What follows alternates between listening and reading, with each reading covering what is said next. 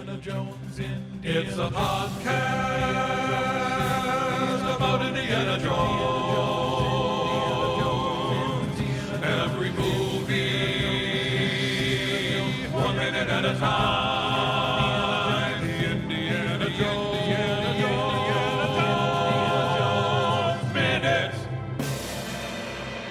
Welcome back to the Indiana Jones Minute, the podcast in which we get to the heart of Indiana Jones and the Temple of Doom 1 minute at a time. I'm Tom Taylor. I'm Pete Mummert. Dun, dun, dun, dun, dun, dun, dun, dun. All right.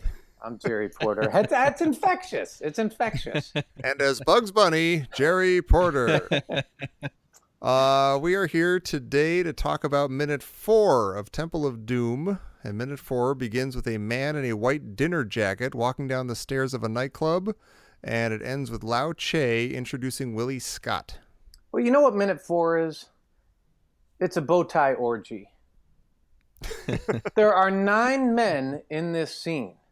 Okay? Yeah. Every single one of them, all 9, is wearing a bow tie. We have black, we have white, and we have my personal favorite, a black and white hybrid bow tie with a white filigree. Yeah, that is gorgeous. Pete, love that. I knew it. I love it. That's all you. That's all you. As a matter of fact, I actually called a couple of high-end tuxedo shops here in town, and I asked them, like, when would it be okay to wear a white tux? And they said, because, you know, Indy has a white tux here and the black pants, and they said, pretty much the only on the most formal occasions. And you would specifically wear a white tux to make a bold statement. Well, okay, I don't know, I'm not a haberdasher, but is there a difference between a white tux and having a white dinner jacket? And if so, what is this? I don't think this is a tux. I think it's a dinner jacket. Okay. That's what I've always called it, and that's what I think I've heard it called. Jesus. And by the way, I mean... But he is wearing the tuxedo shirt, like with the dickie on the front and the vest. So well, it does look like it could be. You got to think about it, because I actually asked the tuxedo shop. Uh-huh. I said, "Can you have a white jacket with black pants, like as a tux?" And he said, "Yes, absolutely." Okay. Huh. And if you look, he's got the bow tie. He has he has all the accoutrement of a tuxedo, does he not? Yeah, he does. And why you guys? I didn't see it. With Do my the pants have the stripe? Wait, what? I can't tell. Do the pants have the stripe? Oh, that's a really good question. Well, I think you can have everything from a tuxedo and wear something with it that is called a dinner jacket. I don't know. I think there are a lot of pieces from a tuxedo that end up in other ensembles. How about that? I think just wearing a tuxedo shirt doesn't mean that everything that he's wearing is a tuxedo. All right, listen. We're going to go to this one's going to be on the listeners' crusade out there. Sure. We're going to do, is Indiana Jones wearing a tuxedo? Right. But then how do you even phrase the poll for that? It's like, he is A, wearing a tuxedo. B, wearing he's like, got tuxedo stuff on. No. You phrase the poll this way. Is Jerry right? or is Tommy wrong? You're sounding very adversarial, Jerry. I'm just saying I don't fully understand what the dinner jacket tuxedo difference is. And by the way, I should know because in 1980 I wore exactly this to my first prom, and I can tell you I looked incredibly hot, much hotter than Harrison Ford here. And you know what? You took my bait. Because the next thing was bow ties. I hate bow ties. And I hate that you like bow ties, Tom. Is it hipstery to be into bow ties now? Like as an adult? It's possibly dapper, isn't it? It's like kind of Darien preppy dapper, right? Kind of. Listen, we did this. We did this before, you and I. What? And you said you really liked bow ties, and you had one, and you liked it. Well, here's the thing. I'm incredibly proud that I taught myself how to tie a bow tie. I'm not even That's great not at easy. it, but I can do it. That's not easy. And I got it on the internet, and I looked it up. Can you tie a bow tie, Jerry? I don't wear bow ties ever. Jerry's a child. He's a little child. A man child. Yeah. He has a burrito every day for lunch. With peanut butter and jelly. Yeah, I roll it up. Well, I knew, I was like, I'm going to bring this up, and Tommy's going to say how great and how dashing he is in his bow tie. I didn't say a word about the bow tie. I remember, no, you had this, and I will give it to you. You actually do have a charm in a bow tie. You have a real... Mark the date. Yeah, you have a real certain charm in the bow tie. But the thing is, and I put it together, it's because you're 6'8", and you wear it with like Chewbacca, slippers. Like you get away with it because you're 6'8" and you have a bow tie and like Chewy slippers on, and you go, God, I love that guy. I thought you were going to say like a Chewbacca-like grace. I think what we're really trying to say is I'm turning into my dad. And so I'm starting to dress like my dad and wearing bow ties like my dad. There's some things, I guess, and this might be maybe this is a foible of mine, but I don't ever think a bow tie is appropriate, even in this scene, even though Indiana Jones looks awesome, and so does Lao Che, and so does everybody. They all look incredible, and it's clearly a black tie event. And that is why I think he is wearing a tux, because he would be the only person in the entire scene who did not dress appropriately. Which then that brings us back to tote. You Americans always, Well, you know who underdressing for the wrong or dressing for the wrong occasion. For the wrong occasion. Exactly. But you know who Indy is dressed, other than the vest, identically to is Rick from Casablanca. Oh, sure. Like I was wondering if this was an homage to easily Rick. Yeah. I mean, other than thought of that, but that's totally possible. Other than the black vest, it's almost the exact same outfit. Yeah. Well, he has. It's a very purposefully James Bond minute. Well, that was intentional because George Lucas wanted him to be James Bond in the first movie, and Spielberg kind of overruled him. But I think George Lucas didn't give up on it, and that comes out like crazy here. Mm-hmm. Like from the minute he sits down and kind of flashes the smirk. Yeah, Indiana Jones. Well, and he's clean cut. He might be the cleanest cut we've ever seen him. Oh yeah, that's actually really true. Yeah, even maybe more than at Marshall College. Hey, why is he wearing his glasses? Like, when does he need to wear his glasses? Like, maybe something happens to his eyes later in this movie. Maybe, yeah. They cut out the scene where he in his eyes. Yeah. Well, and again, he's wearing arterial red boutonniere. Well, I was curious about this. Why is he wearing a red carnation? Because this is going to be one bloody movie. Well, that's it's a PG-13 carnation. And I did look up red carnations, what they symbolize in China, since they're in Shanghai, and it says a red carnation symbolizes admiration and says, quote, "My heart aches for you." Whoa. Unquote. So that seems maybe prophetic. Dr. Jones, you do go on.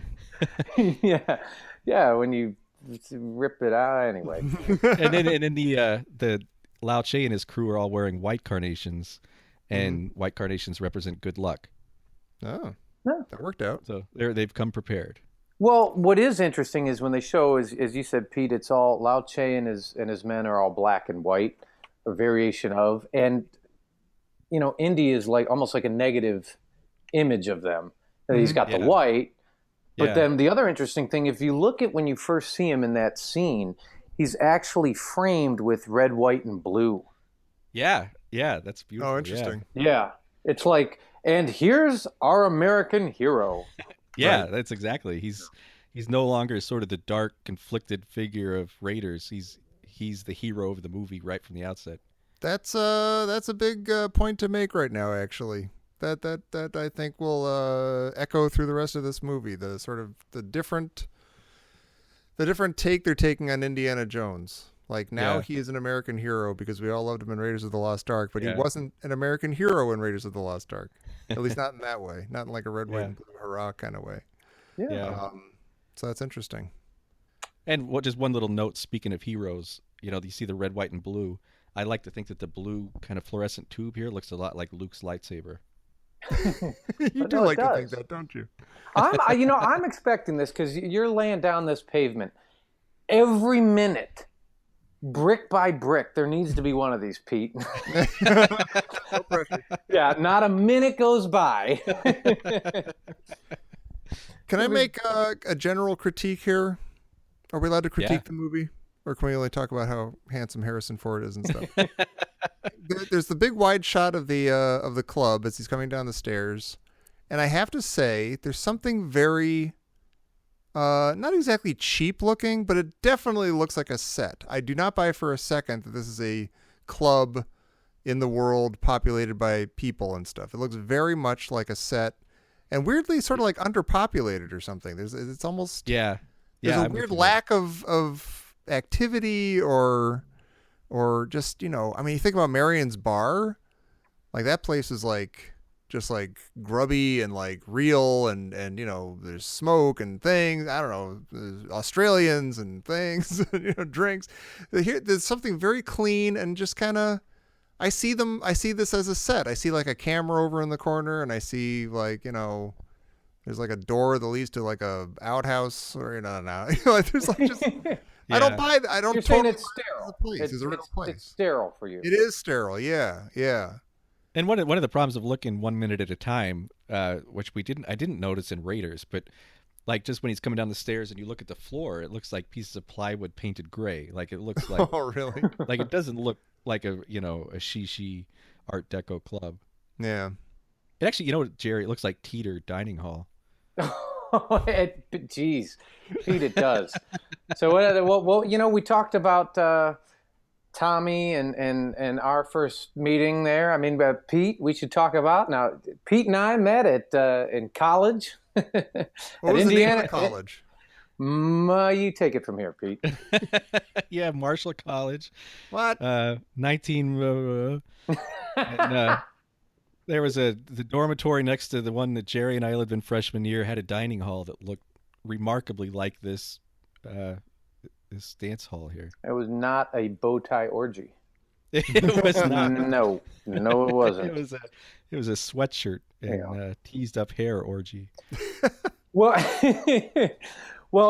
one thing I do like about this is the first actual lines of the movie are, "Be careful." Yeah, I like it. Wait, who says that? Are you serious? Yeah,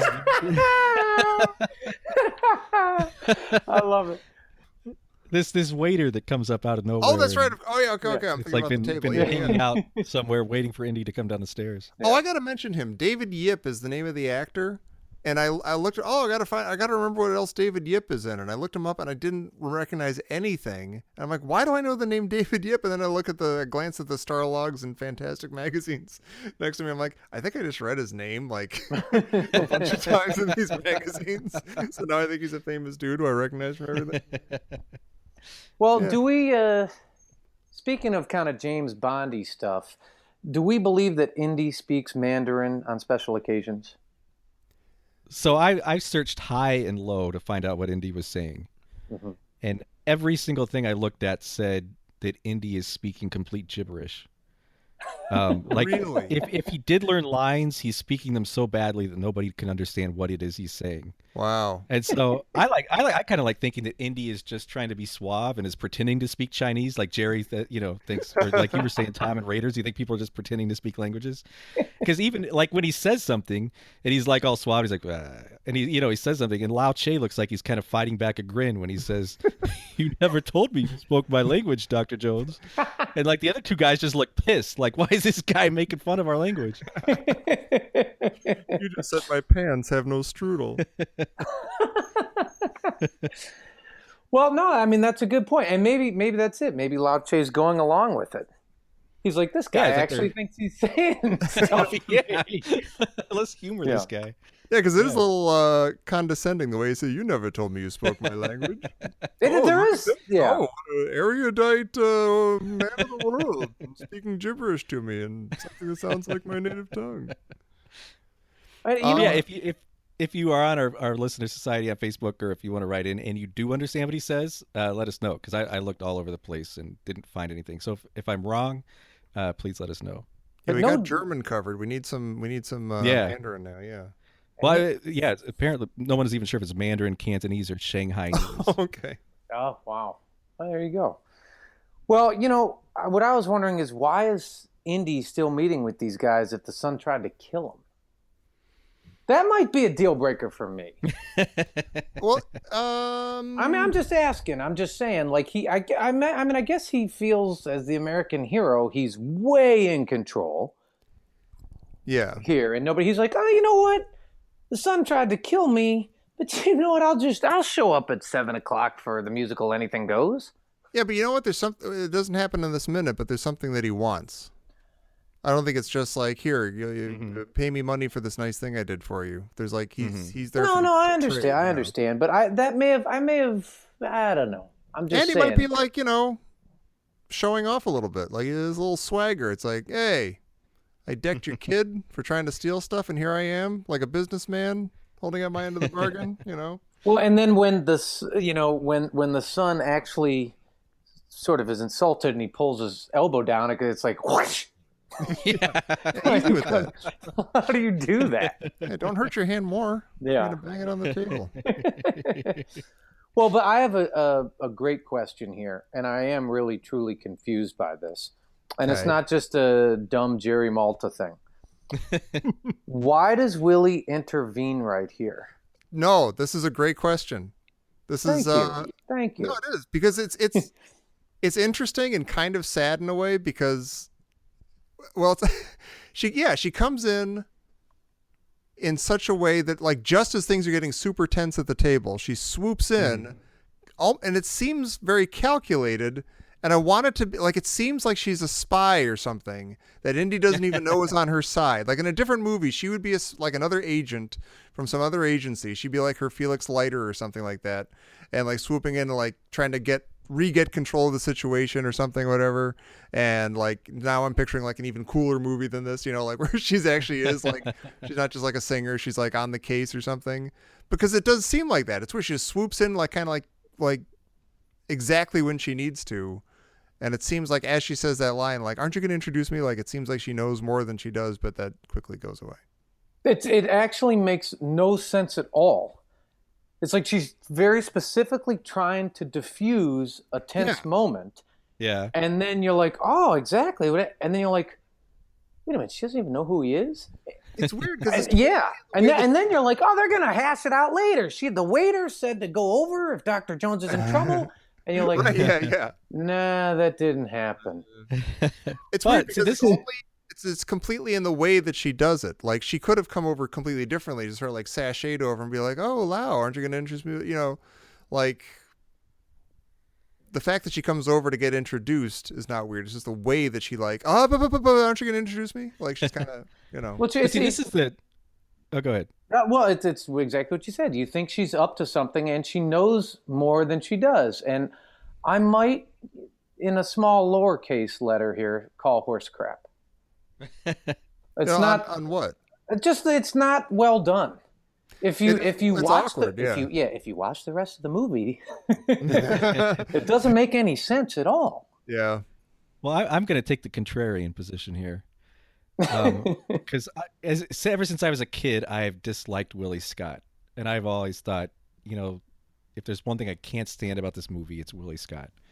And as I started watching this a couple times in preparation for the podcast, this was the scene where something kind of clicked, and I was like, actually, I think I might like Willie Scott. I think maybe I don't have any problem with Willie Scott. We'll see where that goes. Mm-hmm. But I love she comes over here and she's completely poised. She's in control because she's here in her own element. And she's a strong person. She comes over and, she's in her spot. This is where she rules. She's the dancer here. Mm-hmm. She knows what's going on. And she comes over and she's very poised. I buy that. It's just the why. Yeah, it's just the moment is executed weirdly. Yeah, it looks like something that it isn't. Yeah, it's like the construction of the scene with the plot doesn't make sense. Yeah. Unless she's like, who's the, she's come here to be with this this gangster, and she's moved from wherever, Missouri or Arkansas or wherever she moved from, to come, live this glamorous life with this gangster. And maybe she sees this other glamorous James Bond figure coming in, and she comes over and says, "Oh, who's this guy?" Because she's looking for glamour. She's looking for something exciting. Yeah. So I can buy this. Okay. I mean, it might be a weird time for her to pop up, but if she's just coming out from her number, she might have just seen him sitting there, and she's like, "Hey, I'm gonna go find out about this guy." She just seems so intent on like getting like inserting herself in the situation right there at that moment. It's just kind of weird. The way it's done is a little weird. Yeah, Tom used the word swoop. That's it. That's all. And but you know what, Pete? Sure, we're at minute 4. Let's give it the benefit of the doubt. Trust me. Trust me. The movie's young. I'm sure there's a reason she did it. She's calculating. Wait, real quick. I did just get a text from my sister, Christy Porter. Yes. This just in. Indiana Jones is a thug and overdressed. They completely ruined Anything Goes. I'll never forgive.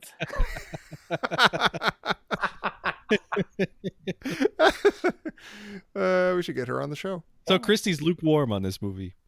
There was one other text I didn't want to read. It said, "Okay, and up to minute 5, pew." Wait. I'm having fun. There you go. It's going to be all right, everybody. Hey, one thing we kind of skipped over that I don't want to skip over, because I love history and archaeology, and in a movie with basically no archaeology and very little history, we do get actually some cool history here. When Lau leans forward and he says, "So it's true, you found the Nurhaci." And what he's talking about is the Emperor Nurhaci, who was the first emperor of the Qing dynasty. He lived around 1600.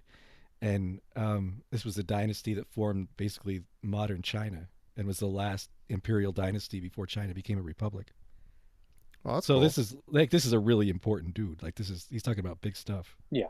And this is a really important moment that we need to relish, because there's no other history or archaeology in the movie. Well, there's very little. Yeah. You can make up history. Yeah. So let's celebrate this.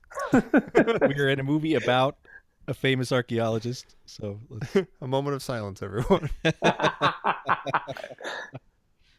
I mean, this is the equivalent if we're sitting around a table, and Tom comes in, and we say, "Oh, Tom, you found George Washington."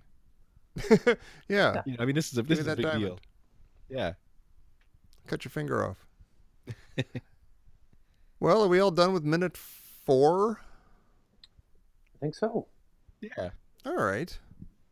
We're meeting some of the characters. This is getting an interesting, exciting, intense. Man, we encourage some of the people in the Lister's Crusade to weigh in on tuxes. Yeah, we got to figure out men's apparel in 1935, the do's and don'ts, the whys and wherefores. But Pete, where can people go with zero dress code and just show up in their flip-flops and their tank tops and what have them? Chewbacca slippers. Chewbacca slippers. Tom's house, or actually Jerry's house. Or you can find us on our website, indianajonesminute.com, or come join us on Facebook. Look up Indiana Jones Minute, or come to our Facebook group, Indiana Jones Minute and the Listener's Crusade, where we will have this poll up, and let us know what you think. Is Jerry right? Is Tom right?